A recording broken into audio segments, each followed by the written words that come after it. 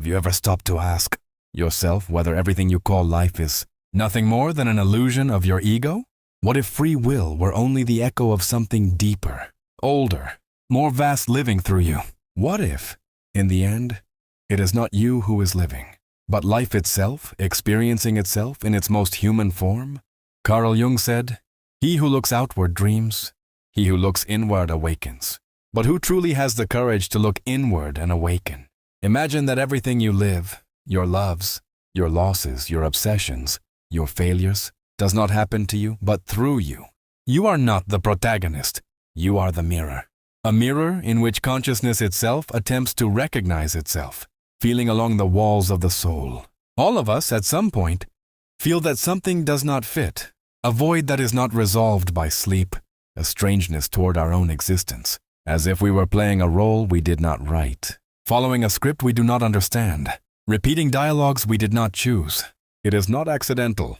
Jung dedicated his life to studying dreams, delusions, symbols, shadows, and lights of the human psyche. He discovered something terrifying and liberating. It is not you who lives your life.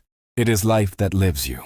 What you call I is merely the surface of a deep ocean. We are trapped between two worlds, the world of the ego, where we pretend control, and the world of the self, where everything real takes place. This video is a silent call. We are going to cross the frontier between the known and the unspeakable. We are going to explore the tension between the character you play and the soul you forgot. Prepare yourself. You're about to see your life as never before. Do you remember that moment when everything stops and you ask yourself, how did I get here? Perhaps on an empty road in front of a mirror, or after a loss that hurts. That instant contains one of the deepest truths of existence. Jung, after immersing himself in the unconscious of thousands of patients and in his own, concluded, "It is not you who lives, it is life that is living you." Life is not a random sequence of events. It is a precise psychological process, with direction and purpose. You are at once stage and actor and spectator. Since you were born, something greater than your desires, fears, or plans has been developing. A baby feels hunger, pain, affection, but does not yet know who it is. The journey of life, for Jung, is to transform the unconscious into consciousness, to become someone awake. But I am not speaking of a self-help spiritual awakening.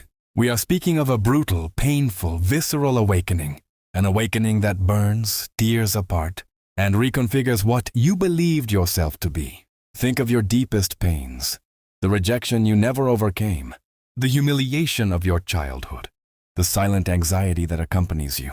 None of that is accidental. Each wound is a message from the unconscious, each symptom a cry asking to be heard.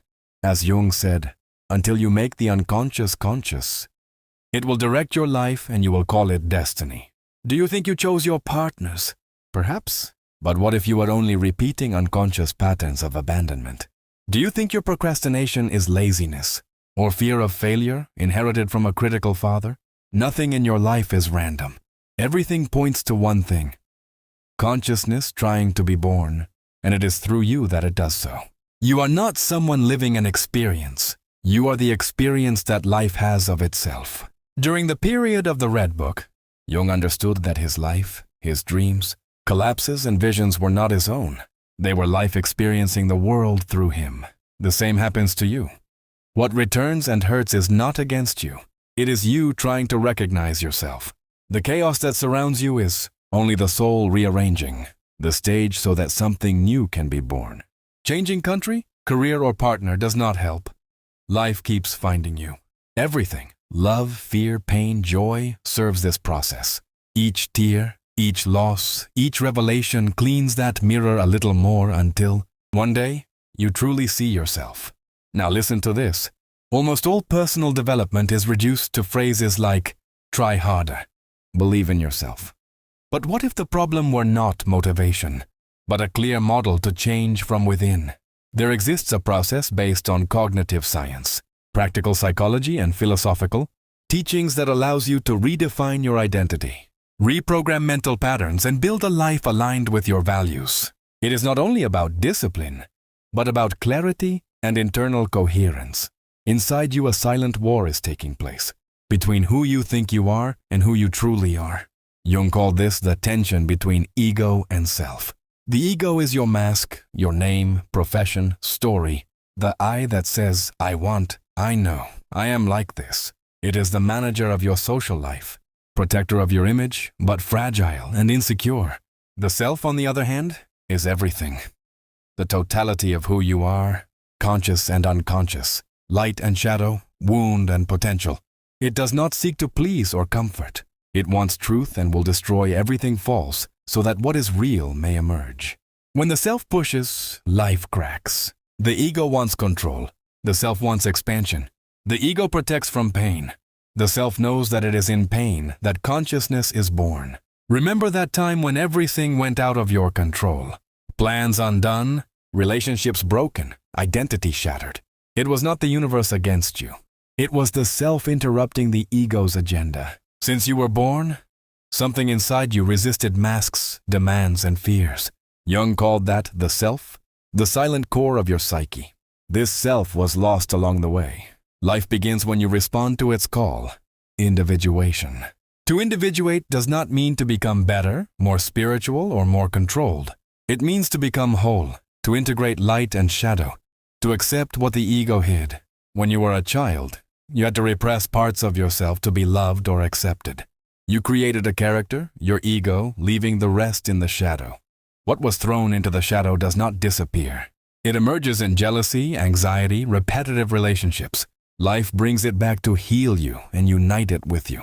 Individuation is accepting the shadow, welcoming anger, fear, desire, and doubt, and realizing that all of that is you. The unconscious controls you. The conscious frees you. Everything in your life conspires toward this process. People, failures, pain. Nothing is against you.